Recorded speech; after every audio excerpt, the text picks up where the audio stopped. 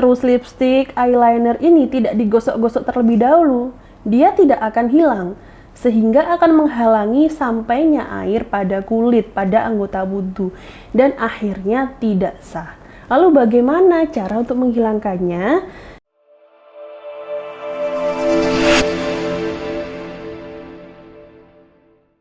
Assalamualaikum warahmatullahi wabarakatuh. Alhamdulillahirabbil alamin, wassalatu wassalamu ala asyrafil anbiya'i wal mursalin, sayyidina wa maulana Muhammadin wa ala alihi wa sahbihi ajmain, amma ba'd.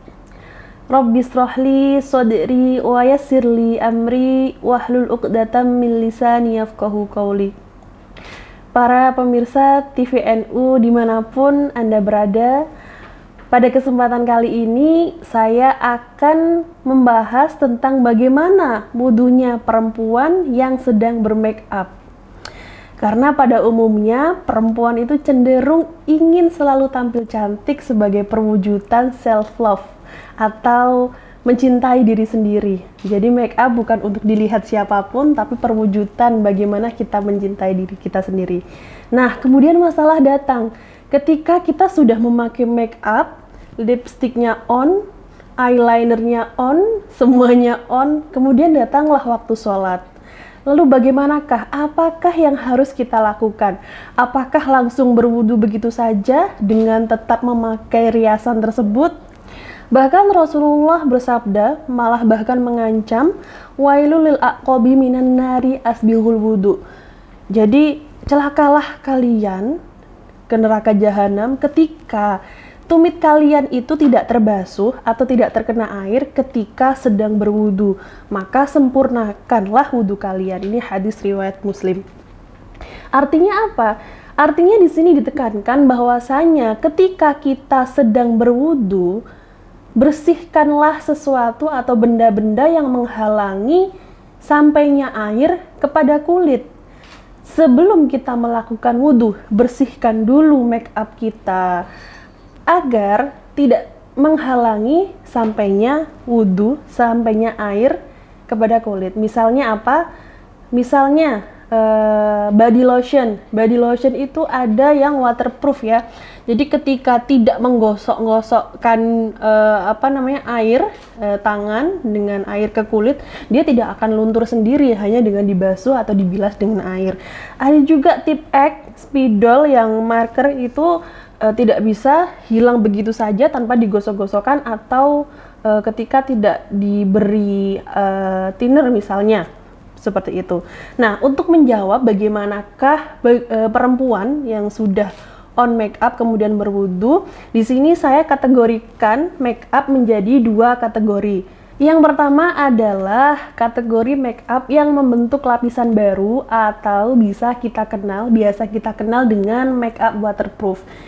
Seperti foundation, lipstick yang waterproof yang ketika kalian minum di gelas itu tidak membekas gelasnya, itu namanya lipstick waterproof, atau eyeliner, atau dan masih banyak lagi ya. Nah, misal foundation, terus lipstick, eyeliner ini tidak digosok-gosok terlebih dahulu, dia tidak akan hilang, sehingga akan menghalangi sampainya air pada kulit, pada anggota wudhu, dan akhirnya tidak sah. Lalu bagaimana cara untuk menghilangkannya?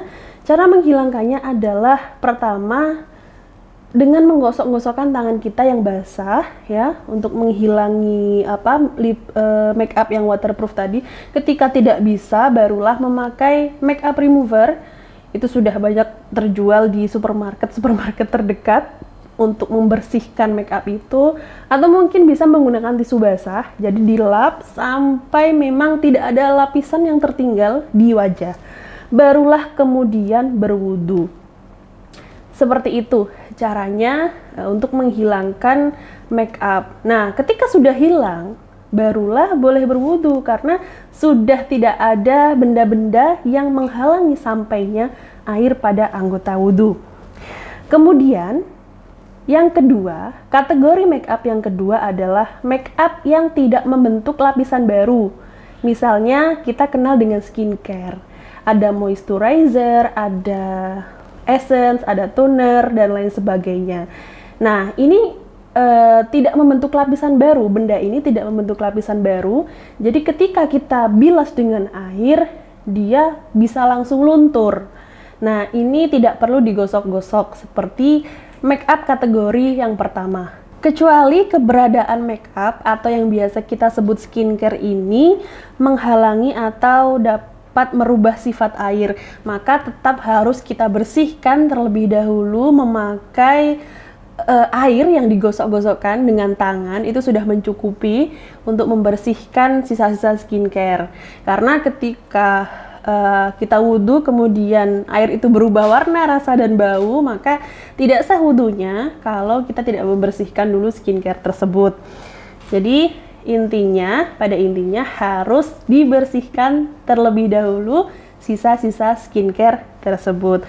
Nah, Imam Ibnu Hajar juga menegaskan dalam kitab Tuhfatul Muhtaj, yaitu hendaklah pada anggota tubuh itu tidak ada sesuatu yang dapat merubah air dengan perubahan yang berpengaruh pada sifat air, atau sesuatu yang tebal yang mencegah sampainya air pada anggota wudhu atau pada kulit. Nah, ini dari ibarat tersebut dapat kita simpulkan bahwasanya ada benda-benda yang memang benda cair yang bisa merubah air, sehingga ketika air tersebut berubah, maka air tersebut tidak bisa digunakan untuk berwudu. Semisal air yang suci mensucikan, air yang tohir mutohir bercampur dengan air kelapa, maka air tersebut tidak bisa digunakan untuk bersuci lagi karena sudah berubah rasa, warna, maupun baunya. Sama halnya dengan skincare. Jika skincare dapat mengubah warna, rasa, dan baunya air, maka tidak dapat digunakan untuk berwudu. Jadi harus dibersihkan terlebih dahulu dengan air yang digosok-gosokkan dengan tangan.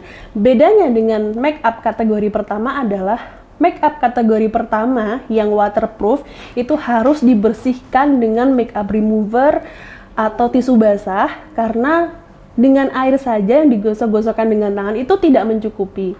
Namun kalau jika skincare dengan cara menggosok-gosokkan tangan yang basah dengan air ya dialirkan, itu sudah hilang. Artinya, baik kategori pertama maupun kedua tetap harus dibersihkan terlebih dahulu sampai bersih barulah berwudu. Nah, dari penjelasan tadi ya dapat kita simpulkan bahwasanya Islam itu juga sangat memperhatikan hal-hal yang kecil, termasuk bagaimana cara berwudu bagi perempuan agar tetap sah ya, agar tetap sah meski dia memakai make up. Nah, bagaimana ketika kita bekerja yang mengharuskan kita memakai make up? Tetap dengan solusi yang sudah saya sampaikan tadi, namun untuk tampil dengan make up yang natural itu lebih dianjurkan, natural dan tidak berlebih-lebihan. Jadi ketika akan sholat, akan berwudu tinggal dihapus, setelah sholat tinggal touch up lagi. Baik, ini sangat diperlukan sekali bagi para perempuan di rumah yang mungkin juga bekerja di luar. Mungkin tips-tips dari saya ini bisa diambil atau dipraktekkan, karena ini menyangkut keabsahan sholat kita. Karena percuma ketika kita sholat namun tidak memperhatikan hal-hal yang demikian. Baik, semoga yang saya sampaikan tadi dapat memberikan manfaat kepada pemirsa TVNU dimanapun Anda berada, terkhususnya bagi para perempuan. Wallahul muwaffiq ila aqwamit thoriq. Wassalamualaikum warahmatullahi wabarakatuh.